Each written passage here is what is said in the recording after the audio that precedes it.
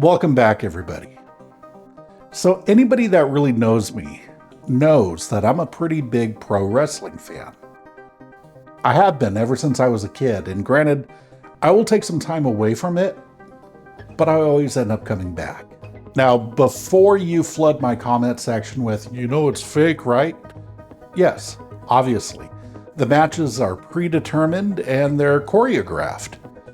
It's kind of more like Greek theater more than it is an athletic competition. Stories of good and evil battling. It's really fun.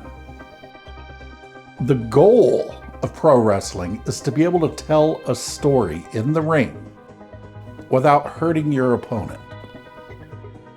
You may be asking, what does this have to do with Hollywood? Why are you covering a pro wrestling thing? Well, this is one instance where the two worlds collide.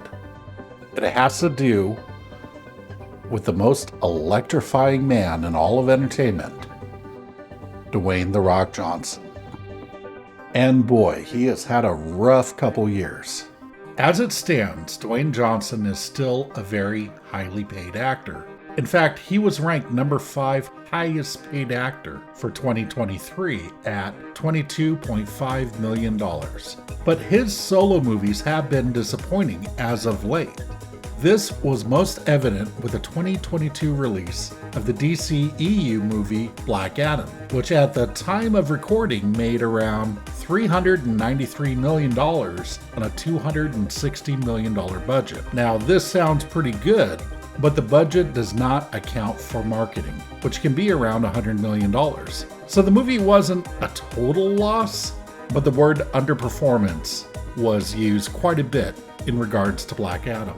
The Rock has also purchased the XFL, which was set up to be an alternate football program founded all the way back in 2001. And it was shut down the same year, by the way, by then WWE owner Vince McMahon. The Rock purchased it in 2020. This was 2 years after McMahon had announced the reboot of the league. Dwayne Johnson's idea was to provide an alternative to talented players who didn't make the cut into the NFL. They would earn a livable wage doing football and perhaps even a chance to earn a spot in the big leagues. And in all honesty, that wasn't a bad idea on the surface. But the league did end up losing around $60 million and ended up merging with the United States Football League to create the United Football League. A little bit of rebranding. According to Johnson, he's playing the long game in this new league, the UFL.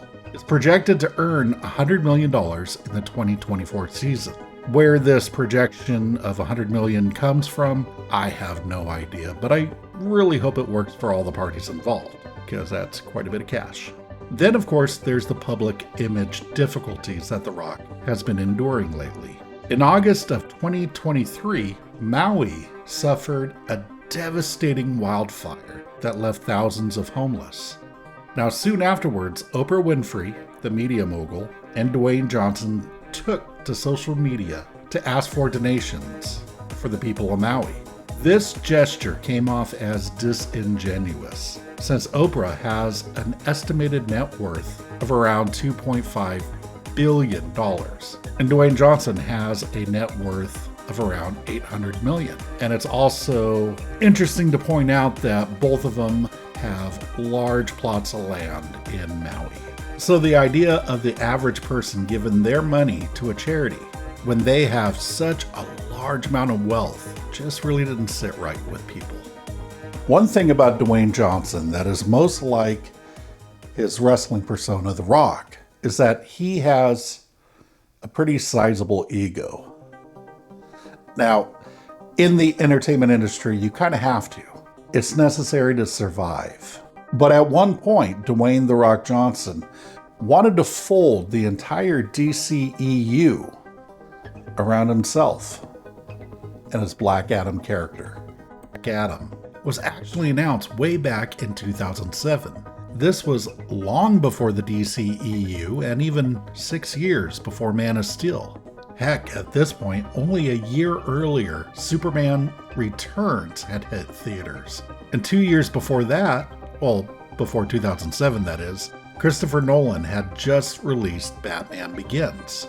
This project had John August attached to write and Peter Siegel to direct. Siegel did movies like Anger Management, 50 First Dates, and Get Smart. The initial idea was to have Johnson's Black Adam in a movie with the then-titled character Captain Marvel, which was the original name of Shazam, and a much better one in my opinion. This would have made sense because Black Adam in the comics is the antagonist of Shazam. Also in 2007, Dwayne Johnson had done movies like Doom, The Rundown, and Southland Tales. Now, I gotta tell you, this is a little bit of a tangent, but if you want to watch a bizarre-ass movie that gives you a feeling of what the hell did I just watch, I recommend watching Southland Tales. That's the only time I recommend watching Southland Tales. But trust me, you won't watch another movie like it. Eventually, the idea of having both Black Adam and Captain Marvel in the same movie were scrapped due to it being a tonal clash, with Captain Marvel being a teenager with a teenage sensibility and sense of humor, and Black Adam just being edgy AF and being the classic anti-hero. I can actually see the challenge in this. That would have been a hard sell. Soon afterwards, the idea of a shared cinematic universe became a thing with the MCU, and every major studio tried to launch their own shared universe. And you know what? Warner Brothers was no exception. They tried to launch the DCEU. They took Man of Steel, which at this point had been a solo and self-contained superhero movie. This began in earnest 3 years after the release of Man of Steel, with the follow-up movie, Batman, Roman numeral 5, Superman, Dawn of Just Ice, where Batman, Wonder Woman, The Flash, Cyborg, and Aquaman were also added into the mix. A year later, the Joss Whedon-directed Justice League, also known as the Justice League, had been released. Somewhere in this timeline, it was announced that Black Adam was indeed moving forward, with Dwayne Johnson playing the title role. It's also important to note that Johnson's production company, 7 Bucks Productions, would be making the film. 7 Bucks Productions found a director with Jaume Collet Serra, who had worked on films like Orphan, The Shallows, and later on Johnson's Disney movie, The Jungle Cruise. At one point, Johnson claimed that the hierarchy of power in the DC universe is about to change. This is important because The Rock wasn't just talking about the character, but he was also making a play for the DCEU as well. At the time, the DCEU had a revolving door of executives trying to throw everything at the wall to see what would stick. As soon as one plan was enacted, a new head honcho would come in and either undo what had been done already, or just change the direction of the studio. So with no clear leadership within the studio, Johnson kind of saw this as a perfect opportunity to come in and make the DCEU all about Black Adam. This would mean that the DCEU would also become all about Dwayne Johnson and his 7 Bucks Productions, which Dwayne Johnson had co-founded with his ex-wife and manager, she still manages him, Danny Garcia, and Danny's brother and former brother-in-law to Dwayne, Hiram Garcia, who acts as their president of production. Ultimately, the movie failed to bring the numbers that they were hoping for, and even with a surprise cameo from Henry Cavill, who reprised his role as Superman, the movie failed to move the needle enough to warrant a sequel, let alone the keys to the kingdom of DCU. In 2022, it was announced that the dynamic duo of Peter Safran and James Gunn would be the new heads of DC Studios. This pretty much killed any power moves that Dwayne Johnson was attempting to pull. Pretty much stopped him dead in the tracks.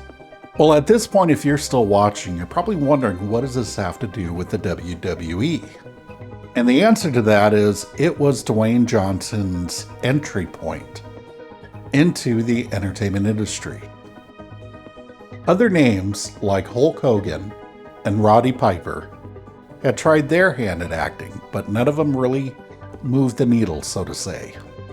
Though I will say from a creative standpoint, Roddy Piper was frickin' amazing in They Live. If you hadn't seen that movie, you should check it out. But Dwayne Johnson, he was able to do it. He took a small role in the sequel to The Mummy and was able to parlay that into an incredible career. But it all stemmed from his time in the squared circle. In 2024, as The Rock returned to his home of WWE, he found the landscape of the wrestling world a lot different than when he had left. In September of 2023, it was announced that World Wrestling Entertainment and the Endeavor Group, which is the parent company of the Ultimate Fighting Championship, were merging into a new company called TKO Group Holdings Incorporated, or just TKO for short. This merger came during a period of time when the WWE chairman, Vince McMahon, had come into a PR nightmare with claims of improper conduct by female employees within the company. What's worse was there was hush money payouts that was provided by the company and not Vince's private reserve. This issue caused Vince to take a step back from this newly created company and pursue a retirement. Well, this lasted like a few weeks. Soon afterwards, longtime fans of the WWE product could start to see McMahon's creative influences on the weekly wrestling shows and their premium live events. Now, this PLE term is pretty much the replacement for pay-per-view, since they're available on a streaming site with no additional costs.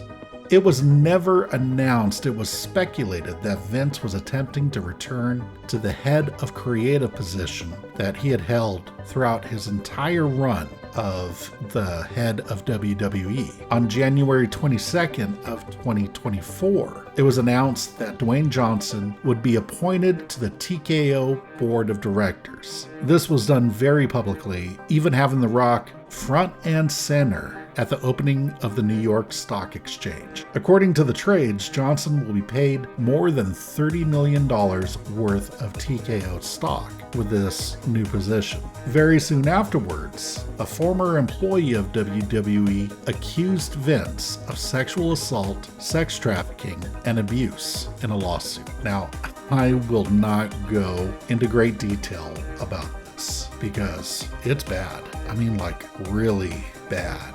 I don't think I can look at him the same way anymore. In fact, this whole thing has kind of made me rethink the entire concept of toxic masculinity. Anyway, pretty much the next day, TKO Group Holdings had Vince sell all of his shares in the company, and they tried to put as much distance from him and this new company that had been created. Now, you might ask yourself, what does this have to do with The Rock? Well, in April, WWE will have their biggest PLE. It's known as WrestleMania. Some people call this the Super Bowl of pro wrestling, and, well, in a certain sense, it kind of is. But in my opinion, I think it's more like the Oscars, but with fighting. Oh yeah, that did happen. Will Smith, forgot about it. Having the former head of the company in this kind of scandal was a major black eye, and they had to shift their focus to something a little bit more positive, and to the great one. That's how he comes into play. Now, this next part, and I do apologize for this because I'm going to have to go through a process called smartening you up. This is wrestling terms. So I'm going to give you a little rundown on the 2023-2024 road to WrestleMania 40. On one of the main shows named Raw, the champion is a guy named Seth Rollins. He's known for being a good worker, a good wrestler, who was very good in the ring and puts on great showings every single time. The champion on SmackDown, which is another WWE show, is a guy by the name of Roman Reigns, whose real name is Joe Anoa'i. Roman is pretty much a part-time wrestler now who makes sporadic appearances for the company. And as a wrestling fan, we absolutely hate that. He's been champ since 2020, and the person who's been nipping at his heels for the past couple of years is a guy by the name of Cody Rhodes. Why is this important? Because in a move that surprised everyone, a former pro wrestler who left the company on the worst possible terms returned to his former home, to the shock of absolutely everybody. This guy's name is Phil Brooks, or better known as CM Punk. He was going to challenge for the world title, the one that is held by Seth Rollins. And Cody Rhodes was going to challenge for the WWE Undisputed Championship. As I had said previously, for 2 years, us WWE fans had been invested in the Cody's quest for the gold belt that his legendary father, Dusty Rhodes, the American Dream, never held. This, in his words, was finishing the story. The son seeking redemption for his father's legacy by earning the belt his father never got to hold. It's a pretty damn good story, right? A story that a fan can get behind, not to mention Cody is super talented in the ring. Heck, Cody even won the Royal Rumble, which in WWE terms, that means he can challenge for any title he wishes at WrestleMania. But then CM Punk got hurt, and he's not able to wrestle Seth Rollins. Plans had to change. Recently on SmackDown, Cody announced he wanted Roman's belt, but he would not challenge him at this WrestleMania. Guess who took his place? Yep, The Rock. Cody's gonna challenge Seth Rollins instead, and that'll be pretty cool. I mean, he'll still be a champ, but the whole point of the story is he wanted Roman's title because it's the one his dad never got to hold. But it'll still be cool.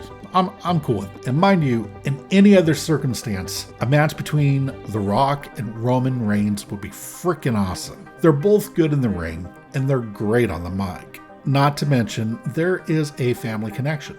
Johnson is what's known as a third-generation wrestler, meaning his father, Rocky Johnson, and his grandfather, High Chief Peter Maivia, were both wrestlers. Peter Maivia was blood brother to one of the Anoa'is, who wrestled in the team of the Wild Samoans. From there, pro wrestling became the family business for both families, and The Rock and Roman Reigns were raised as cousins. Seriously, it is so crazy how many of the Anoa'i family members are pro wrestlers. Anyway, that's enough for the lesson. I'm done trying to smarten you good people up. I'll get back to the story. Soon afterwards, this drove the wrestling fans batshit crazy. Hashtags like "We want Cody" and even major boos for The Rock on the following Raw. So it seems like the WWE has booked themselves into a corner with having The Rock replace Cody at the main event of the Showcase of the Immortals. Even on his home turf, The Rock is having a hard time connecting with the fans that traditionally stick by him the most, with the pro wrestling fans. The sad part is that with having The Rock in the main event of WrestleMania, pretty much guarantees that Roman Reigns, he's going to walk out the champ. I mean, with Johnson's schedule, I don't see him taking a year off for a title run, but I guess it's possible. I mean, with this deal with TKO, that's interesting. Quick update. WWE had an event in Vegas, kind of like a stare down between Cody and The Rock. It got heated. So what they did is they pivoted from the fan outrage of The Rock replacing Cody. So instead, it looks like The Rock and his cousin are going to go against Cody Rhodes and Seth Rollins. So they're capitalizing on the fan reaction. I gotta say, I think it's brilliant. And The Rock is talented enough to play a really good bad guy, a really good heel. So kudos to WWE for listening to their fans and acting accordingly. As far as WrestleMania goes, this could be a big swerve, and Cody will finish his story after all. That could be a possibility. I will say one thing though, it will be an interesting time in my household. You see, My wife will actually watch wrestling with me. She's an awesome wife. And she really hates Roman Reigns. Like, hates him. She would tell him off if she ever saw him in person. But the person that she hates the most is The Rock. So it'll be interesting who she sides with in this upcoming WrestleMania. No matter what, Dwayne Johnson is still a very big earner in Hollywood, even though his star has faded and he's not getting the reception that he was hoping in the WWE. But he still has the Fast franchise because, spoilers, he was in the last one, very briefly. He's also got Jumanji. The Rock also has $30 million worth of stock from TKO. So I think he'll be okay. But of course, that is just my opinion, and I would love to hear yours. Feel free to express yourself in my comment section. And as always, fare thee well, my friends. Take care. Cue the music.